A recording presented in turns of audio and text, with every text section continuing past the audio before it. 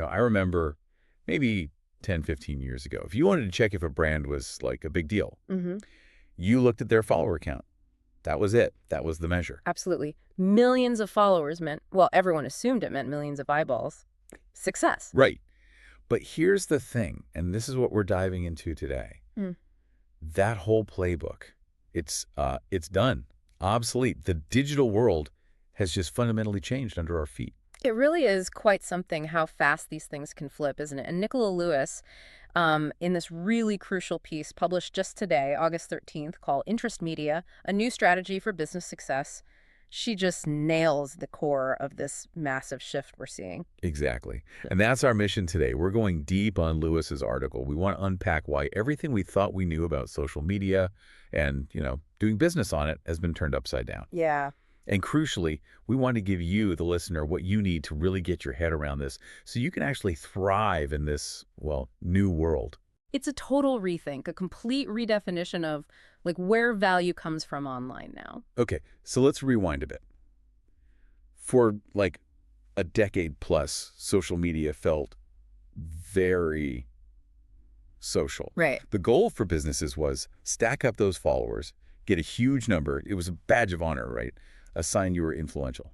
And back then, it kind of guaranteed eyeballs, or at least we thought it did. It was all built on the social graph. Explain that a bit, the social graph. Sure. It basically prioritized content from people you already knew, your friends, your family, the pages you deliberately followed. Okay.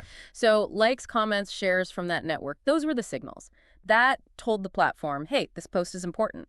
It boiled down to who you knew, your connections. But that is so not the game anymore, is it? Not at all. Today's algorithms and thinking Meta, Instagram, Facebook, but also TikTok and others, they don't really care who you follow, not primarily. They care about what you do, what you watch, what you linger on. It's not social media. It's what Lewis calls interest media. That's the key shift. And the engine behind it, it's incredibly powerful AI. Right. This AI builds this super dynamic, really detailed profile of your interests. And it's based on every single thing you do. Videos you watch all the way through, posts you save, accounts you just, browse, what you search for. Yeah. It gets scarily precise. The algorithm can find content you will absolutely love from some account you have literally never heard of before. Okay, and here's where it gets really interesting for businesses. Nicola Lewis says it straight up. The best content wins, period. Not the account with the most followers. Yeah, that's the kicker. Which explains why you see a tiny brand, maybe a few hundred followers, suddenly get millions of views on one reel, while some massive company, 1 million followers, posts something and gets crickets. Comparatively, Exact. that follower number, it's basically a vanity metric now. The real currency is views, saves, shares, actual engagement. Yeah. And if you step back and look at the big picture, it's not just some minor algorithm tweak. It's a fundamental shift in value. It prioritizes genuine interest, actual engagement over just, existing connections. Your actions dictate everything. Okay, so on one hand, that sounds amazing for small creators, right? The playing field is suddenly level. It can be, yes. But does it also mean you just have to churn out way more content? Is there a downside? Are there new pressures that come with this best content wins thing besides just, making good stuff? That's a really important question. Yes, it levels the field, but it also means the consistency of putting out high-quality, relevant content is, it's more critical than ever.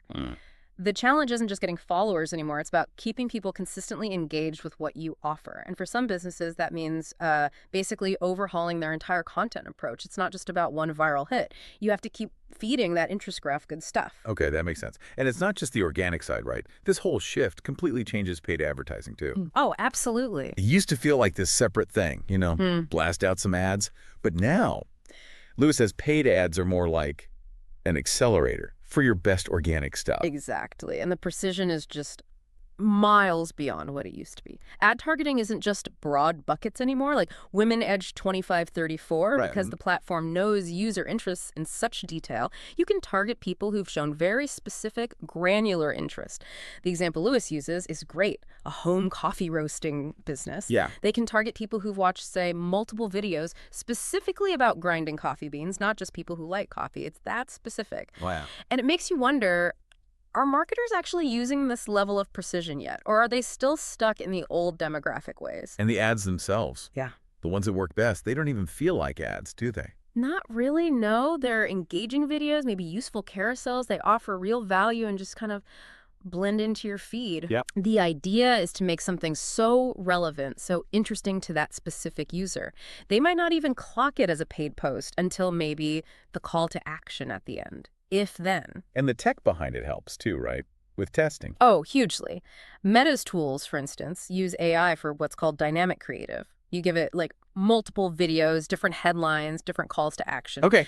And the AI automatically mixes, matches, tests, and optimizes.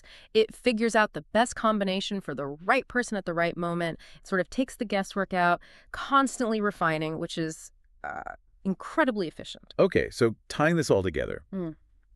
what does this mean for, you listening? If you have a business or you're trying to build something online, Nicola Lewis puts it bluntly, stop thinking like a marketer. Start acting like a media company. That's the core advice. And the first strategy, absolutely critical, is become a niche expert. The interest graph loves depth. It rewards it. So instead of trying to appeal broadly, you need to double down. Go deep into your specific niche. Create content for the very specific interests of your ideal customer. Think vertical expertise, not horizontal reach. Makes sense. Yeah. And second, video. Oh, yeah. The data is just overwhelming. Video is king. And with platforms like Facebook now just calling all videos reels, short-form vertical video, that's basically the native language of the interest graph now. If you're not fluent in it, you're kind of invisible. Okay. Niche down, prioritize video. What else? Authenticity. This is huge. The algorithm, and maybe more importantly, the users, value genuine connection, real human stuff. So like show real employees behind the scenes. Exactly. Tell actual stories, build trust. That slick, overly polished corporate stuff, it just doesn't resonate like it used to. It gets scrolled past. Got it. And the last strategy ties back to the ads, right? Amplifying winners. Precisely. This is about smart ad spending. Don't just create ads out of thin air. Find your best organic content, the posts that are already getting views, saves, shares. The stuff that's proven to work. Yes. Identify those organic gems and then use your ad budget to push them to a wider but still hyper-targeted audience. So it's not about blasting everything with money. No, it's about identifying what truly connects, what resonates organically, and using that as your launchpad for paid reach. Smart amplification. Okay, but quick question. If everyone starts doing this, just amplifying their winners, isn't there a risk the feeds just get kind of samey? Like full of similar looking stuff that performed well once? Does that kill the authenticity we just talked about? That's a really sharp point, and it's definitely a potential pitfall. You're right. While the algorithm loves what's proven, people, actual humans, still crave novelty. They want genuine connection. So you can't just rinse and repeat. Exactly. Amplification is key, yes.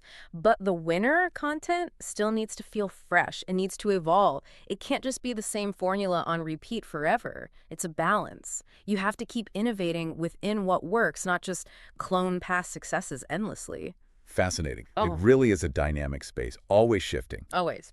But okay, wrapping this up.